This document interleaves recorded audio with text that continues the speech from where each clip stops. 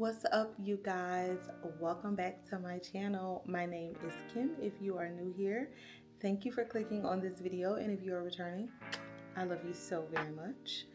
And today I am talking about letting go of control and fully trusting God again. Okay? And I know this, for me, this is one of those things that is truly easier said than done. Because I am a control freak. Yeah, I'm a control freak. I like things to go a certain way. I need to have my hand in the pot at all times. And when it doesn't go my way, I want to blow up, or I start doubting myself. I start doubting, can I do what it is that I want to do? And I start doubting the trust that I have in myself. Like, why can't I get this done? Why is it not happening for me? And it doesn't work out. And I'm gonna give you some areas of example where I feel like I have been overly controlling, and I'm gonna give you some action steps throughout this video on how you can work on being a control freak. So if you're a control freak, this video is for you. Okay. All right. So one way that I feel like I'm overly controlled, I used to be. This is one that I'm not as much anymore, but finances. Finances is a big one for me. When I first got married, me and my husband, we were, super young, and we were figuring it out together. And the Army has messed up our pay more than one time as a couple, and it was one of those things where finances has been very, very, very hard for me to let go of control of, because nobody wants to be broke. Nobody wants to be homeless. Nobody wants to wonder when their next meal is coming from. Nobody wants to feel that, right? So I'm like, if I can control where this money is going, what is happening to it, we will never have to worry about going hungry. But when I think back to it, it is only by the grace of God that we remained afloat, because, baby, I don't know what was going on. Do you understand me? But I was able to release control of that, and I don't worry about my finances anymore. I don't. I laid that by the wayside with the Lord, because that had been a number one stressor for me, and it had become a number one stressor in my marriage. Do you understand me? And when I say I had to let that thing go, because I don't know if y'all know, but finances are like the number one reason that people get divorced. And I was not going to allow that to be a thing in my marriage any longer. So I literally prayed and I submitted that thing to God, and I haven't looked back. I have not looked back, because it wasn't for me. A second thing that I'm very, very overly controlling is trying to control my destiny. And I know it may sound crazy, because we all make decisions and choices in our lives to get us where we want to be. But ultimately, right? Because we have free will. However, ultimately, your plans for your life should be in accordance with God's will for your life, right? That's going to make it a lot easier for you. That way you aren't stuck in some career that you hate, or that it isn't going to benefit you, and it isn't going to glorify God in any way, right? So these are just, those are just two ways that I was always need to be in control. And I'm talking like, even like down to like making like, this is what I gotta do, this is what I gotta do. And I'm always, and I started to feel burnout from it. I started to feel burnt out. It felt like I was thinking 1,000 miles a minute. Truly a headache. Truly, like, I started not even wanting to do school at this point. And I'm one of the people who enjoy school, and I just could not understand why I was feeling like this. But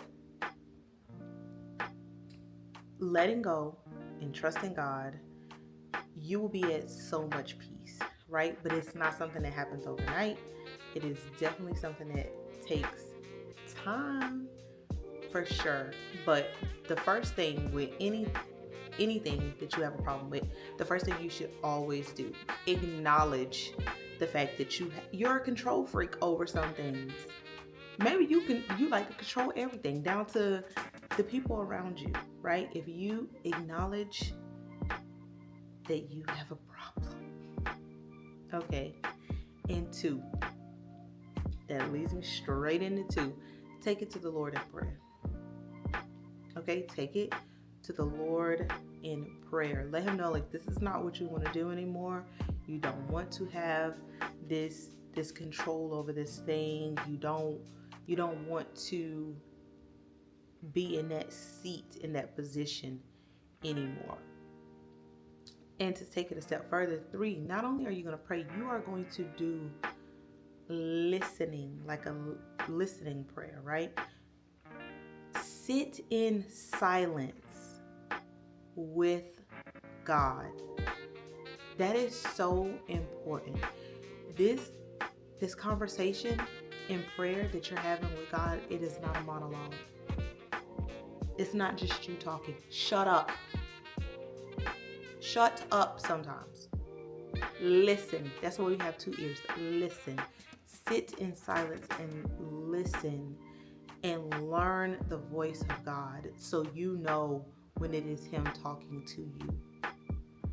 That is so huge. That is so big, okay? Like, I'm going to hold your hand when I say this, but you got to shut up. All right? 4, you need to spend daily time with God.